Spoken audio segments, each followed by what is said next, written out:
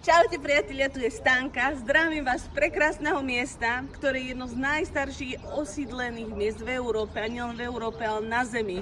Od roku 91 alebo 3 patrí medzi svetové kultúrne dedičstvá.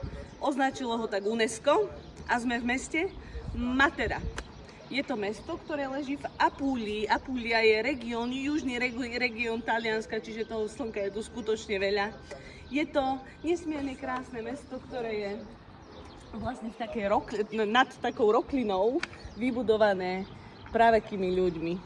No a teším sa, keď vás vezmem sem na našich potulkách Apuliu, ale ak sa nerozhodnete ísť s nami, čo by som bola rada, kebyže idete s nami a prídete sem sami, tak vás určite očarí svojou krásou a takou jednoliatosťou, takou konzistenciou. Určite si pozrite Taliansko. Je to nielen kultúrny zážitok, ale veľmi gastronomicky silný. Čauky!